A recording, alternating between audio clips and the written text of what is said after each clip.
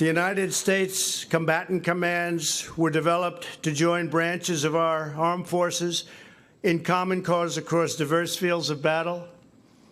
Each of the United States military's combatant commands has an area of responsibility, from CENTCOM, which oversees our mission in the Middle East, to our most recent CYBERCOM, which we established just last year to protect Americans from the most advanced cyber threats, and also to create very, very severe and powerful offensive threats should we need them. The dangers to our country constantly evolve, and so must we. Now, those who wish to harm the United States, to seek to challenge us in the ultimate high ground of space, it's going to be a whole different ballgame. Our adversaries are weaponizing Earth's orbits with new technology, targeting American satellites that are critical to both battlefield operations and our way of life at home.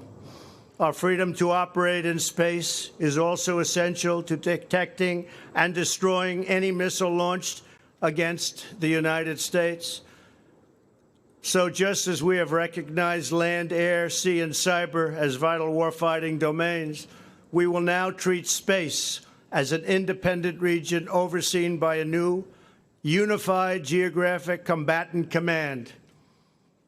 The establishment of the 11th Combatant Command is a landmark moment.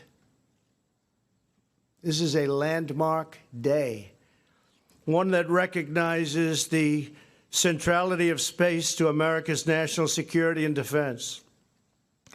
Under General Raymond's leadership, SpaceCom will boldly deter aggression and outpace America's rivals by far. The establishment of Space Command. This is, again, separate, but maybe you could call it a precursor to Space Force, something that President Trump wants established basically by the end of next year. Vice President Mike Pence, who is here for the ceremony today as well, has been very vocal. They've both been very sort of aggressive in pushing to get this established. President Trump believes that space is kind of the next frontier, wants to see more military expansion there. So Space Command essentially takes the militarization piece of space that the U.S. military already does, pulls it away from Strategic Command and gives it its own sort of area inside the Defense Department to be able to essentially prioritize this. And again, it is a priority for President Trump and the Vice President. That's why you saw the establishment of this today with the decree signed, if you will, and then that rather dramatic unfurling of the new flag representing the Space Command, Alice. And again, this is something that the President and Vice President have been working towards. It is not the Space Force. Congress would need to approve another whole branch of the military, but it is something that the president is able to do inside his own administration with his executive power.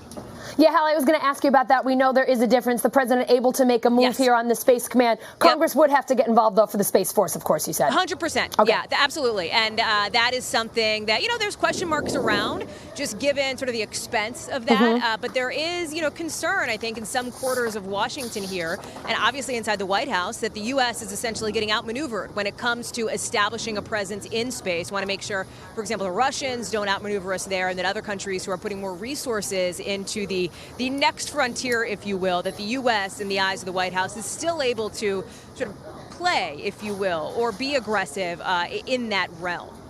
And Hallie, forgive the pun, but he did bring it back down to earth a little bit, saying, look, this just isn't about just space and that frontier, but it's also a way for us to keep an eye on potential military tests to protect us here on Earth. And listen, think about what goes up. Satellites, right? Things that are able to conduct surveillance or at least keep an eye, for example, on other areas of the world. That is critically important for the U.S. and its, national security gathering capabilities, intelligence gathering capabilities around the world. It is something, again, that President Trump wants to see sort of more fortification around. And that's why you're seeing a focus on this today.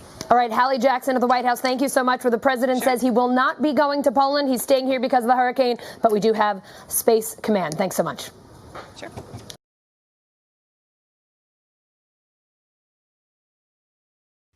Hey, NBC News viewers, thanks for checking out our YouTube channel.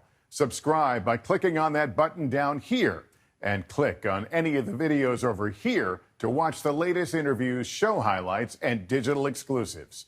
Thanks for watching.